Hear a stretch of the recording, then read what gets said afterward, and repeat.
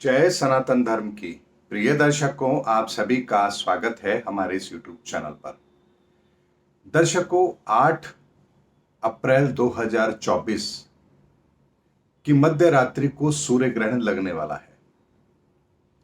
इस साल का पहला सूर्य ग्रहण है और इसका प्रभाव हम पर क्या पड़ेगा, इस बात को लेकर आप चिंतित भी होंगे। आज के वीडियो में मैं आपको इस ग्रहण के संदर्भ में सारी जानकारी दे रहा हूं। क्यों यह महत्वपूर्ण है या क्यों यह महत्वपूर्ण नहीं है हमारे लिए, या इसके क्या व्यापक असर हम पर या दुनिया पर होंगे। दर्शकों, इस साल का पहला सूर्य ग्रहण 8 अप्रैल 2024 की रात्रि को 9 बजे के बाद आरंभ होगा और ये 9 तारीख को लगने के पश्चात यानी 12 बजने के पश्चात 1 बजे के बाद तक चलेगा। इसलिए 8 और 9 के मध्य की जो रात्रि है उस पर यह ग्रहण पड़ेगा। ग्रहण का दिन होता है तो अमावस्या तिथि जरूर होती है, लेकिन इस ग्रहण के प्रभाव बताने से पहले मैं आपको इन परिस्थितियों के संदर्भ में एक आकलन जरूर देता हूं। इस बात की गंभीरता को समझिए। 31 मार्च 2024 फाइनेंशियल ईयर का आखिरी दिन होता है। वार रविवार है। अगर इस कॉम्बिनेशन को आप देखेंगे तो सप्ताह का आखिरी दिन है, महीने का आखिरी दिन है और साल का भी आखिरी दिन है, यानी फाइनेंशियल ईयर का भी आखिरी दिन है।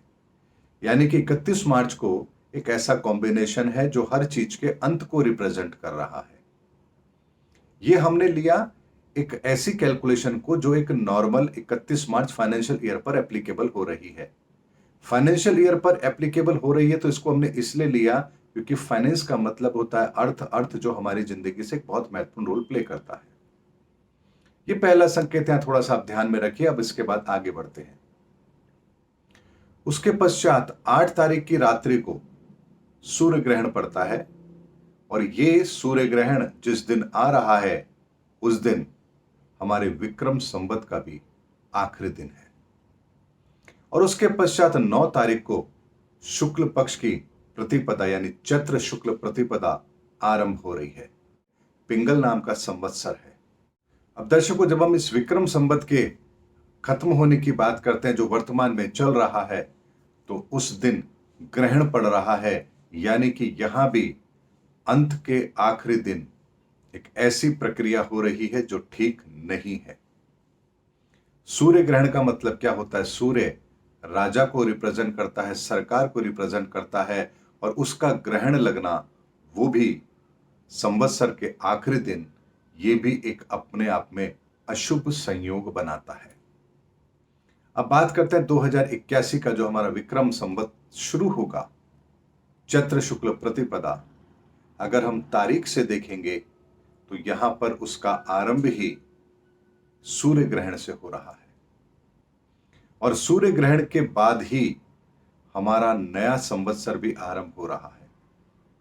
और फिर एक कॉम्बिनेशन और आ रहा है, यानी इस साल के राजा मंगल हैं और मंत्री शनि हैं, और उससे पहले वो अप्रैल के पहले ही यानी कि मार्च में ही दोनों एक राशि यानी कि कुंभ राशि के अंदर अपनी युति बना चुके हैं। यानी पूरी प्लानिंग वो पहले से करके आ रहे हैं कि इस बार इस विक्रम संवत्सर के अंदर उन्हें क्या करना है। दोनों की आपस में बनती नहीं है। दोनों स्वतंत्र तौर पर अपना काम करने के लिए जाने जाते हैं और दोनों बड़े ताकतवर भी हैं, लेकिन दोनों का साथ मिलकर काम करना एक नए सृजन और एक बहुत बड़े विनाश को रिप्रेजेंट जरूर करता है। अब इसके बाद में हम बात करते हैं कि जब विक्रम संवत 2081 चैत्र शुक्ल प्रतिपदा के दिन आरंभ ही यानी रात को 12 बजे बाद जब ये दिन आरंभ होगा, उस दिन भी सूर्य ग्रहण का प्रभाव रहेगा। और जब हम सूर्योदय के समय की बात करेंगे तो सूर्योदय जब होगा वो पहली रात चंद्रमा और राहु से पीड़ित है। यानी कि सूर्य ग्रहण का प्रभाव, ताजा ताजा सूर्य ग्रहण का प्रभाव हमारे नववर्ष पर पड़ रहा है। ये बात भी बहुत महत्वपूर्ण है। उसके पश्चात दर्शकों, इस वर्ष का राजा मंगल भी है और उसके साथ में उन्हें 2 और डिपार्टमेंट मिले हैं। इस साल शशियेश भी मंगल है और निर्शेष भी मंगल है, और इन दोनों का प्रभाव भी इस बार मंगल के सानिध्य में रहेगा। यानी कि इन दोनों का प्रभाव, और राजा तो मंगल है ही, तीन तीन डिपार्टमेंट इस बार उनके पास है। ये सारे कॉम्बिनेशन मैंने आपको इसलिए बताए हैं, ये कोई कोइंसिडेंट नहीं है। एक बहुत गहरी सोची समझी रणनीति के तहत ये परिस्थितियां बन रही है। ये ब्रह्मांड के परिवर्तन का बहुत बड़ा इंडिकेशन है जो हमारे सामने है, क्योंकि ब्रह्मांड हमसे ऐसे बात नहीं करेगा जैसे आप और हम कर रहे हैं। वो अपने संकेत हमें देता है, और उन संकेतों को हमें समझना चाहिए कि ब्रह्मांड हमारे लिए अब किन परिस्थितियों को पैदा कर रहा है। इसलिए सारी की सारी परिस्थितियां जो बन रही हैं, ये विश्व के लिए ठीक नहीं है। लेकिन जब विश्व के लिए ठीक नहीं है, तो भारत भी तो इसी विश्व में आता है। तो हम पर और भारत पर इसका क्या प्रभाव होगा, या विश्व पर इसका क्या प्रभाव होगा, तो एक बात को समझिए। जब शशियेश मंगल है, तो यहां पर बैल, ऊंट, गाय, घोड़े, हाथी, इनके ऊपर कोई प्राकृतिक आपदा या रोग इनके ऊपर प्रभाव डालता है। लेकिन ये जो प्रिडिक्शन है, ये उस कालखंड की है जब राजा अपनी सैन्य ताकत या अपने बाहुबली को इस तरह से रिप्रेजेंट करता था कि किस राजा के पास कितने हाथी घोड़े हैं।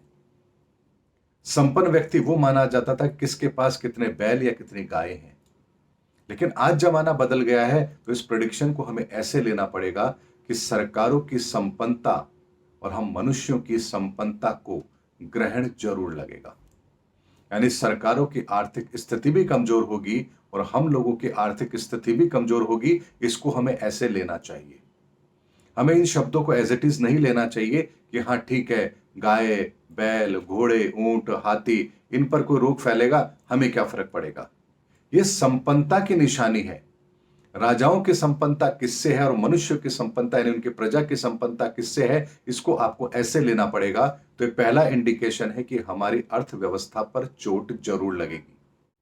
उसके पश्चात निर्शेष की अगर हम बात करें, तो वहां पर लाल रंग की वस्तुएं, तांबा, इनके अंदर हमें एक अलग तरह का व्यवहार देखने को मिलेगा। यानी उतार चढ़ाव की बात करें, मंदी की बात करें, और लापरवाही से हमें नुकसान हो, यह देखने को मिलेगा। तो यहां पर लाल रंग और तांबे को हमें हथियार और रक्त के रूप में देखना चाहिए, और लापरवाही के नुकसान को हमें इस रूप में लेना चाहिए कि हमारी छोटी सी गलती किसी भयानक युद्ध की स्थिति को पैदा कर सकती है। इसे हमें इस तरीके से लेना होगा। दर्शकों, जो शास्त्रों में लिखा गया वो लाखों साल पहले, हजारों साल पहले लिखा गया, और उस समय की परिस्थिति और 2024 की परिस्थितियों में जमीन आसमान का फर्क है। इसीलिए हमें सार को पकड़ना पड़ेगा कि किस जगह की लिखी हुई कौन सी बात हम पर आज किस तरह से एप्लीकेबल होगी। अब ये सारी घटनाएं मैंने आपको बता दी है। अब इसके आगे का विस्तृत विवरण आप समझिए। ये मैंने इसलिए आपको कहा है ताकि ज्योतिष का ज्ञान अगर आप रखते हैं तो भी बात आपको अच्छी तरह समझ आए, थोड़ी बहुत भी नॉलेज अगर आप रखते हैं तो भी आपको बात समझ आए, और अगर आप कुछ भी नॉलेज नहीं रखते हैं तो अब आगे की चीज आपको आसानी से समझ आए। इस बार के चारों ग्रहण भारत में दिखाई नहीं देंगे। इनका सबसे ज्यादा असर पश्चिम देशों पर पड़ेगा। इसीलिए विश्व युद्ध का शंखनाद पश्चिम देशों से ही होगा, यह बात प्रमाणित होती है। और हम देख भी रहे हैं, वर्तमान की परिस्थितियों को भी देख रहे हैं। इसलिए इन परिस्थितियों को हम इस आने वाले समय के साथ जब रिलेट करेंगे तो परिणाम हमारे सामने अवश्य आ जाते हैं। इसीलिए पश्चिम देशों के हालात खराब जरूर होंगे, युद्ध के हालात जरूर बनेंगे। इससे भारत अछूता रहेगा। लेकिन भारत अछूता इसलिए है क्योंकि इस बार विश्व युद्ध के केंद्र की धुरी जो है वो पश्चिम देशों के आसपास है। भारत पर इसका प्रभाव नहीं आ रहा है, लेकिन भारत बहुत लंबे समय तक इससे बचा हुआ नहीं रहेगा। आने वाले समय के अंदर भारत भी इसकी चपेट में जरूर आएगा, लेकिन इस ग्रहण के कारण से सरकारों के सामने मुश्किलें जरूर खड़ी होंगी। फाइनेंशियल पोजीशन पूरे विश्व के अंदर खराब जरूर होगी। हर व्यक्ति को अपनी आर्थिक स्थिति को संभाल करके चलना पड़ेगा। हमारे मनोबल के अंदर कमी अवश्य आएगी। हमारे कॉन्फिडेंस के अंदर कमी आती है, उसकी वजह से ही हमारे निर्णय भी प्रभावित होंगे। हमारे निर्णय प्रभावित होंगे तो हमारे सामने ऐसी परिस्थितियों का निर्माण भी अवश्य होगा जिन्हें संभालने में हमें दिक्कत अवश्य आएगी। क्रोध का अधिक होना, कैंसर रोगियों की संख्या में वृद्धि का होना, आगजनी का बढ़ना, सरकारों की मुश्किलों का बढ़ना, कई जगहों पर सत्ता परिवर्तन होना, ये सब कुछ इसी ग्रहण के कारण से अवश्य होगा। इसलिए जिस भूभाग पर इस ग्रहण का प्रभाव सर्वाधिक होगा, वहां इनके परिणाम ज्यादा देखने को मिलेंगे, और जहां इन ग्रहण का प्रभाव नहीं होगा, वहां अप्रत्यक्ष तौर पर भी इनको इन परिणामों का सामना अवश्य करना पड़ेगा। ये ठीक वैसी ही परिस्थिति है जैसे हमारे शरीर का कोई अंग यदि खराब हो रहा है, दर्द कर रहा है, तो बाकी के अंग स्वस्थ होने के बाद भी प्रभावित जरूर होते हैं। ये ठीक उसी तरह की परिस्थिति है। इसीलिए आप ये नहीं कह सकते कि विश्व के अंदर अगर कहीं कोई बात घटित होगी तो उसका प्रभाव भारत पर नहीं होगा या हम पर नहीं होगा। हम भी उससे प्रभावित जरूर होंगे, क्योंकि वर्तमान में हमारी इकोनॉमी की जो स्थिति है वो एक दूसरे से कनेक्टेड है।